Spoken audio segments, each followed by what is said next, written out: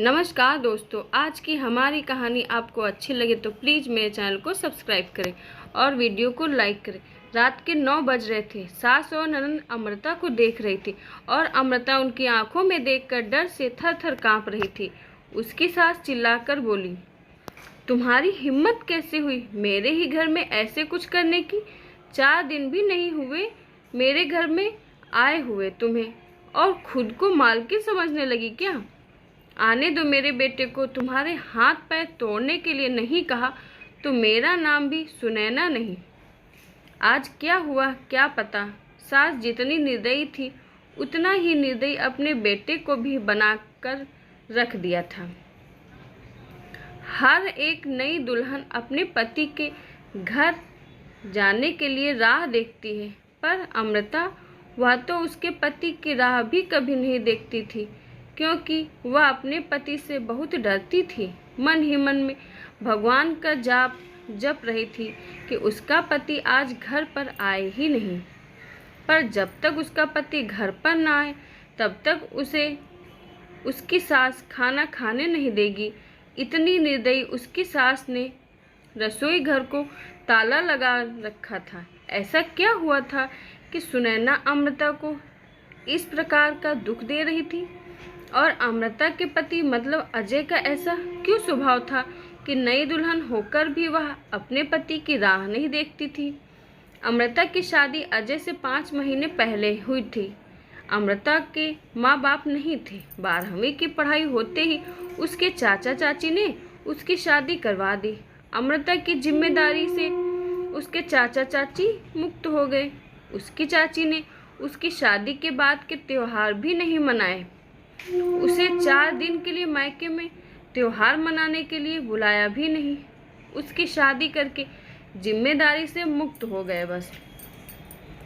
अमृता के ससुराल में उसकी सास सुनैना, पति अजय और ननंद मोनिका, जिसकी शादी पक्की करके सगाई कर दी थी। छोटा सा परिवार था। सुखी और शांतिपूर्ण गृहस्थी के साथ सपना लेकर अमृता इस घर में आई थी। पर सपना तो सपना ही होता है।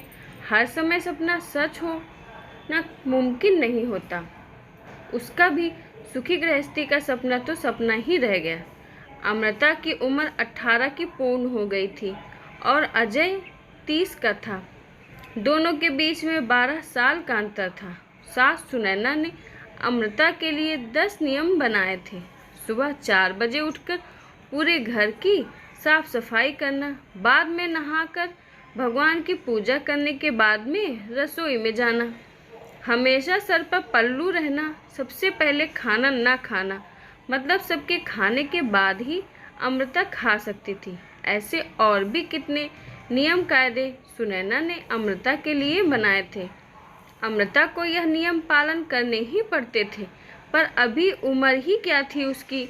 उस वक्त उसके हाथ से अगर भूल हो भी जाती तो उसका पति या उसकी सास या फिर उसकी ननद उसे सज़ा देते ही देते थे। उसे मारने की भी कोई कमी नहीं रखते थे। उससे 5 साल बड़ी ननद मोनिका उस पर हाथ उठाने के लिए आगे पीछे भी नहीं सोचती थी। शादी को 10-12 दिन हुए थे। हर रोज़ अजय 8 बजे तक आ जाता था, पर उस दिन 10 बज गए थे तब भी अजय आया नहीं था। अमृता को बहुत जोर की भूख लगी थी। उसने खुद के लिए थाली बनाई और रसोई में खाने के लिए बैठी। अभी पहला निवाला ही मुंह में डाल रही थी कि तभी उसकी सास ने देख लिया। उस पर उसकी सास बहुत चिल्लाई। वो अमृता से सहन नहीं हुआ। तभी अमृता बोली, वह अभी तक नहीं आए, मुझे बहुत भूख लगी थी इसलिए खाने के लिए बैठी। सास कुछ बोलने वाली थी तभी मोनिका आगे आई और अमृता को चाटा मार दिया। तुम्हारी हिम्मत कैसे हुई मेरी माँ के सामने बोलने की? तुम्हारे घर में तुम्हें खाना नहीं मिलता था क्या? मेरा भाई तुम्हारा पति है, उसकी राह नहीं देख सकती क्या? अरे औरतें अपने पति के लिए क्या क्या नहीं करती हैं। उठने में सास बोली, रहने दे मोनिका, क्यों इसको संस्कार सिखा रही हो? माँ बाप तो रहे नहीं और चाचा चाची ने ऐसी लड़की हमारे पल्ले बांध दी। रहने दे तू, चल बाहर। मैं ही रसोई में ताला लगा देती हूँ और उसे रसोई से बाहर धकेल कर ताला लगा देती हूँ। अमृता आंखों में आंसू लेकर बस देखती ही रह गई। 11:30 बजे अजय घर आया। तभी सुनैना और मोनिका ने मिर्च मसाला लगाकर अमृता के खिलाफ अजय को भड़काया। वातो माँ का भक्त इतना ही सुनकर उसने गुस्से में आकर अमृता को थप्पड़ मारा। उसे उस दिन खाना भी नहीं मिला। अभी आज की ही बात ले लो। अमृता रसोई घर में खाना बनाकर सुनैना और मोनिका को खाना दे रही थी। दोनों हॉल में टीवी देखते देखते खाना खा रही थी और इधर अमृता एक एक गरम गरम रोटी उनको परोस रही थी।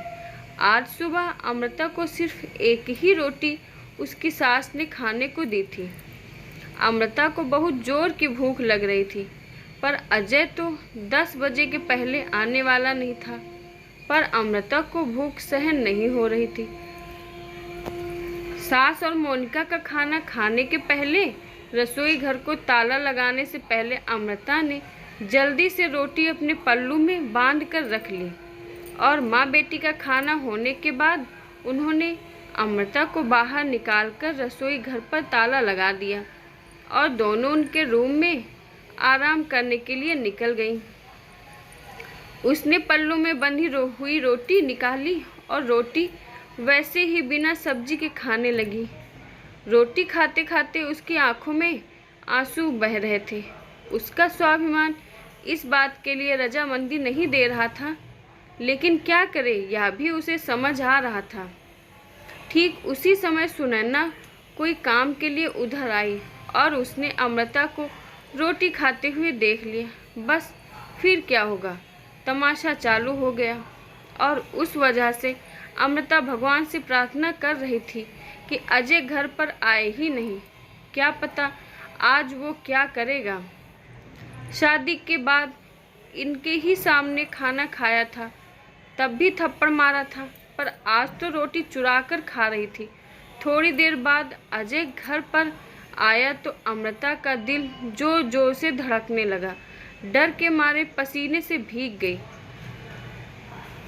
कुछ ही मिनटों बाद अचानक से अजय का जोर से आवाज़ आया, अमृता जल्दी बाहर आओ।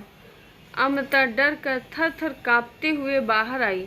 देखा तो सास अभी भी शेर की तरह उसकी तरफ देख कर गुर्रा रही थी। मोनिका भी मन ही मन में मुस्कुरा कर देख रही थी और अजय, उसकी आंखें खून के जैसे गुस्से से लाल हो गई थी।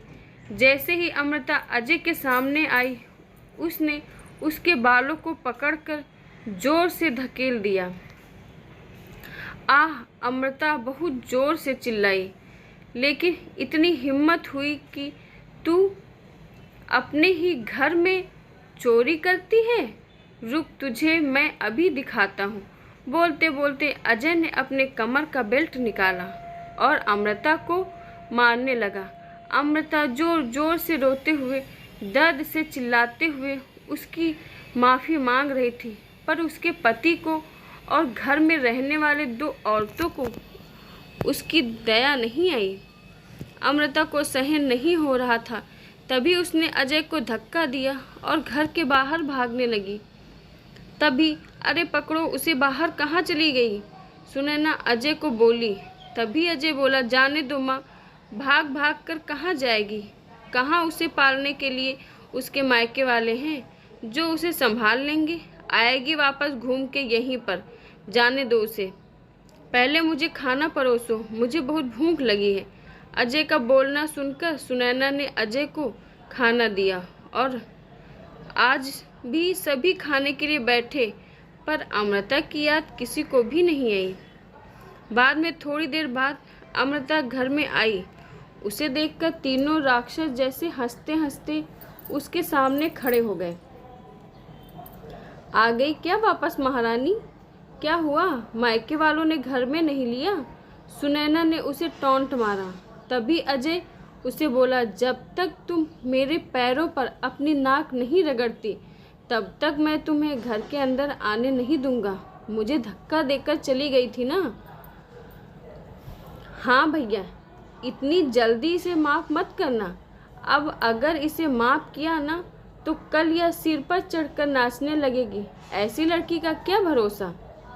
अरे भरोसा तो अभी हमें तो तुम पर भी नहीं रहा। जो अपनी भाभी का सम्मान नहीं कर सकती वह लड़की हमारे घर का क्या मान बढ़ाएगी।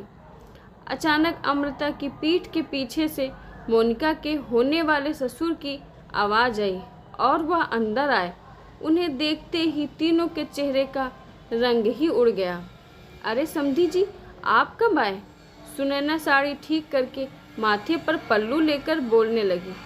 उसी वक्त आया जिस वक्त आपकी बहू रास्ते से डरकर इधर से उधर भाग रही थी। अच्छा हुआ अभी से ही तुम्हारा असली चेहरा हमें दिख गया।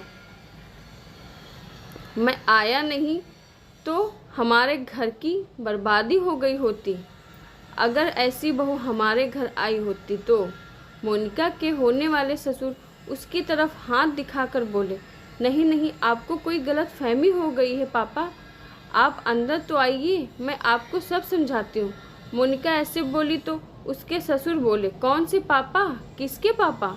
माफ़ करो हमें, अब आपके साथ कोई भी रिश्ता नहीं करना और जो आपको समझाना है वो बाहर खड़े पुलिस वालों को बताना। अचानक पीठ के पीछे से पुलिस अंदर आई। पुलिस को देखकर उन तीनों की बोलती ही बंद हो गई। क्या बोले कुछ समझ नहीं आ रहा था। तभी सुनैना नरम आवाज़ से अमृता को बोली, अरे बहू, छोटी बात पर कोई पुलिस को बुलाता है क्या? छोटी सी गलतफहमी हो गई है ना। और ऐसी छोटी बड़ी परीक्षा हर एक औरत को शादी के बाद देनी ही पड़ती है। और यह तो तुम्हारा ससुराल है ना। ससुराल वालों का मान रखना तो तुम्हारा कर्तव्य है बेटा। माफ़ कीजिए सासू जी, मुझे ऐसी परीक्षा देने का कोई शौक़ नहीं है। मैंने शादी थप्पड़ खाने के लिए नहीं की थी। और यह ऐसा कैसा ससुराल जहाँ मुझे रोटी भी चुरा कर खानी पड़ती है। आपने मुझे कमज़ोर समझा था क्या? मेरा मायका नहीं है पर मैं कमज़ोर नहीं हूँ। अभी यही संस्कार अपने बच्चों को जेल में देना। अंत में पुलिस ने उन तीनों को पकड़कर जेल के अंदर डाला।